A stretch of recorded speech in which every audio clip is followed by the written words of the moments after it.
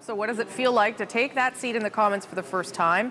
How do you stand out and make your mark in a room with so many other MPs? Let's find out. Joining me now, those three rookie MPs. Liberal, Arif Virani, who's been on this program before, Conservative Karen Vecchio, and the NDP's Daniel Blakey. So Toronto area. Elgin-Middlesex-London. Okay, and Winnipeg.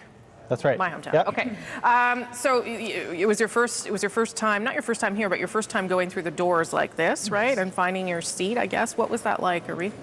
It was inspiring. It was a bit intimidating. It was. I'd been in the chamber just on an orientation, but not in a full chamber. Yeah. It was impressive to see so many people in the gallery observing the proceedings. I thought the throne speech would get a big crowd, but obviously the speaker's election gets as big a crowd.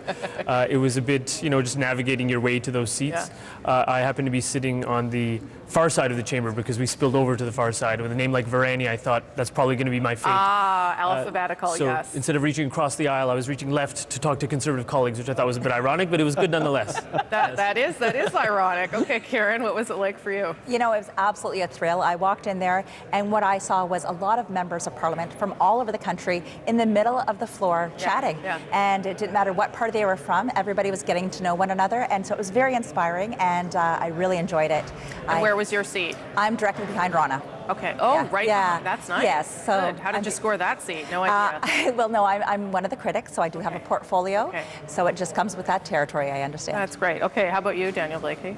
Oh, it was an exciting day, and seeing the collegiality of people on the floor is good, and I'm especially excited now to get down to the work. Electing a speaker is an important part and thing to get out of the way, but the real work is yet to start, so I'll be excited to see that. What about your seat? Do you have one of those theater style seats? I have one of the theater style so seats, tell me, yes. what is that like? How does that work? Well, it's actually pretty comfortable. You don't have the armrest, but I was fortunate in having one of the aisle ones, so I'm not going to have to be scooching in like in the movies. Okay, good. I might have to get up from time to time to let someone in, but I'm not going to have to do the scooching And you just myself, pull it down, and then it yeah, goes down and up, and it seems well oiled, so everything's good to go. And I've got a lot of NDPers around me, obviously, but I'm next to the Conservatives, and I've got bloc members behind me too, so lots of opportunities to converse with members. And you don't feel like a lesser MP in that seat? Not at all. No, I've got the corner point. In the pipe band, like I'm a piper, and in the pipe band, the corners are kind of the honorific spots because you're holding down the line. So I'm quite happy to be on the back corner. Karen, I just wanted to add to that, because what I found was I was sitting there and I looked back and I could get out of my seat, but then I'm stopped. And so I turned to Gordon Brown, who is the whip for our party, and I said, if I have to the bathroom, what do I do? And the answer? It was, tell me to move. So so it was fantastic, and it's great, Elbows up right away, first day. And so I said, should I not drink? You don't want me to hydrate? What do you want me to do? So you haven't had a question period yet, but was there anything that surprised you in that room in terms of the size or they bring you water if you want it. Is there anything that in the foyer, people probably don't know, but in the lobbies there's snacks and things like that? Well, anything that surprised you? I didn't know that, so thank you. You didn't know snacks. There are snacks. If you didn't get it some, then you should make a complaint. What surprised me is that there was a little bit of a bit of nostalgia, right? I think we've talked before, and like many people in the chamber, I'm the father of a young family, and I heard a baby crying. And that's a member of Daniel's caucus. Christine Moore's baby, And it's terrific.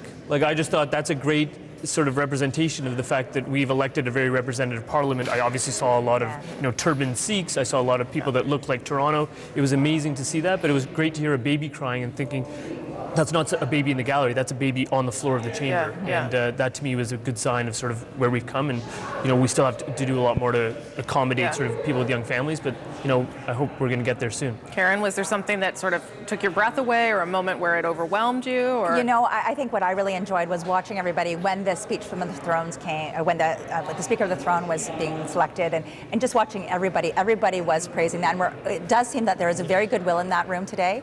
I am really looking forward to the new caucus and working with all the different parties. And last night I had the opportunity to go to the Italian embassy, where I was the only Conservative member of Parliament, and I did not feel out of place. We got along as great Canadians. Good to hear. Other than your cool seat, I should point out that Daniel's father, Bill Blakey, was a longtime MP here, so you've probably been here before as a kid. I've been around the hill. In fact, I was a parliamentary tour guide for a summer, so I got to know the building pretty well, and that's nice coming to a new job to already have a sense of the building and the surrounding area. So that's been helpful, an advantage that will soon wear off, I'm sure. But this is maybe kind of mundane, but I was surprised just how little voices carry in the House of Commons. I mean, there's people that want the earpiece for translation, of course, but I kind of thought, I'll just listen. I speak French, I speak English, I'll listen to what's going on.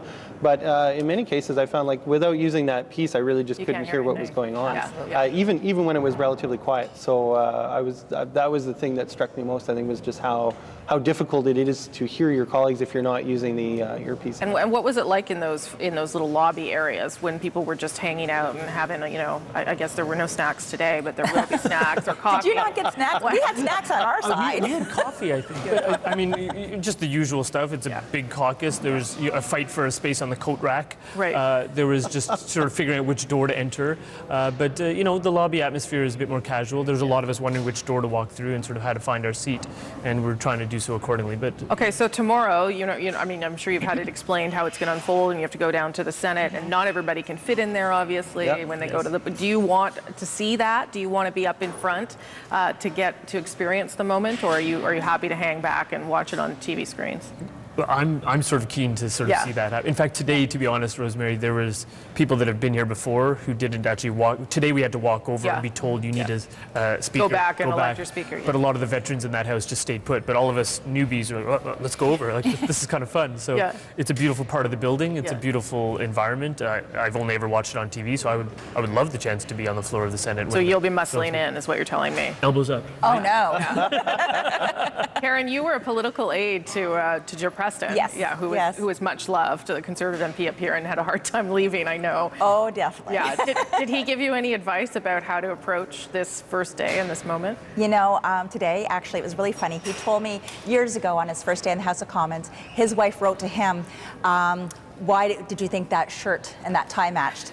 And in my turn, my first text came from Joe, and it was, I love the smile, you look great. Oh, and so nice. it's great. Like even yesterday, I was speaking to him, and he's currently in LA. He'll be back to St. Thomas tomorrow, but he has been there every single day, coaching me on, supporting me, and he just said, take every day and enjoy it, and that's what I'm going to do. I know he loved his 11 years here, and the respect that he has for this place and all of his colleagues, that's what I want to continue. Yeah, having a mentor, I would imagine, is helpful in this kind of situation, someone who you can ask the crazy questions to, and I guess you can use your dad or whoever. I've had a long time mentor, so. Yeah. And you can offer tours now to these guys. That's right. Now, it's been some time, so I can't promise you're going to get every detail. My tours you had some latitude within the program. Mine were always very procedure heavy. Oh. So people on the tours that really had an architectural interest, I think were kind of disappointed. They got the basics, but they knew how Parliament worked by the time they left the tour. Wonderful. Well, there you go. That's good. Right. Yes, go. One of my strong mentors is I actually spent time here 21 years ago as a parliamentary intern. Oh, you did? One of the persons I interned with was Patty Torsney, and at that time, Daniel's dad was here in the house. That's why when I looked at him, I said, "That's a Blakey." But it is amazing to have those kinds of relationships and that kind of mentorship. And Patty's been texting me and emailing me, and it's been just tremendous to have that kind of advice available to you. All right. Well, you know what? You may have won over this this very skeptical journalist, because you guys all seem so hopeful and excited. So we'll see how tomorrow unfolds. Enjoy it. Great. Soak it up. Thanks. Arif Virani, Karen Vecchio, and Daniel Blakey. Thank you. Thanks for having us. You all. Thank you.